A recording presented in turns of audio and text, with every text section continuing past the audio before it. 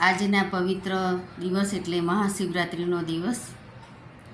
આજે શિવ ભગવાનની એક નાનકડી રજૂઆત કરું છું, જે કહેવા આપણે સક્ષમ નથી, છતાં એક નાનકડી રજૂઆત કે અગમ નિગમના આટાપાટા, અગમ નિગમના આટાપાટા કે પર્વત જેટલું કાજળ ભેગું કરીને દરિયાના પાણીમાં ઓગાળી તમામ વૃક્ષની ડાળીઓની કલમ બનાવી પૃથ્વી જેટલા કદનું કાગળ કરી અને શારદા માતા આખી જિંદગી જો લખ્યા કરે ને તો પણ શિવ ભગવાનના શંકર ભગવાનનું વર્ણન થઈ શકે તેમ નથી. આ શબ્દો છે પુષ્પદંત નામના ગંધર્વ, જેણે શ્રી મહિમન સૂત્રની રચના કરી હતી. શિવ એટલે કોણ?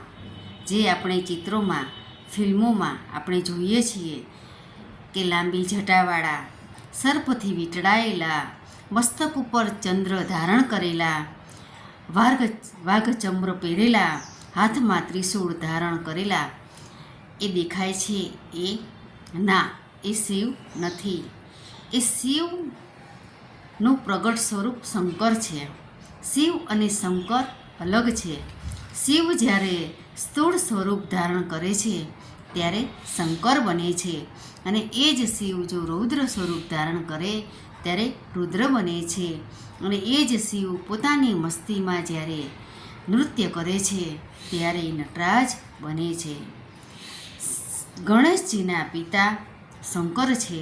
સતી અને પાર્વતીના પતિ શંકર છે. સમુદ્ર મંથન વખતે વિષપાન કરનારા શંકર છે. એ શિવ નથી. શિવ એ તો અનંત કોટી બ્રહ્માંડમાં વ્યાપેલું એક પરમ તત્વ છે. અનેક નામે એ ઓળખાય છે, પણ તો એ એક જ. એ લીલા કરવા માટે સ્થૂળ સ્વરૂપ ધારણ કરે છે ત્યારે એ શંકર બને છે. એટલે શિવ અને શંકર જુદા પણ છે અને એક પણ છે. એક નિરાકાર છે અને એક સાકાર છે. જેમ પાણીમાંથી બરફ બની જાય છે અને બરફ જ્યારે ઓગળી જાય છે ત્યારે પાણી બની જાય છે, બસ આના જેવું જ.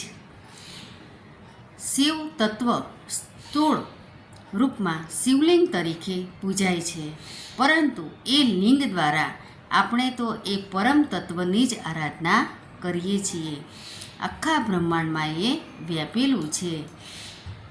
સૂર્ય એના સમય પ્રમાણે જ ઉગે છે. પૃથ્વી એની ધરી ઉપર નિયમિત ગતિમાં ફર્યા કરે છે. આપણા શરીરના દરેક અંગ પોતપોતાની રીતે કામ કર્યા કરે છે. બીજ વાવ્યા પછી એની મેળે જ એમ કે ઉગે છે અને વટ વૃક્ષ બને છે, અને એમાં ફળ ફૂલ પણ આવે છે. બધું કંઈક કરનાર કોઈક તત્વ, પરમ તત્વ છે, અને એનો અનુભવ ભલે આપણને ન થાય, પરંતુ એ છે જ. અને એનું નામ એટલે શિવ અથવા ચૈતન્ય.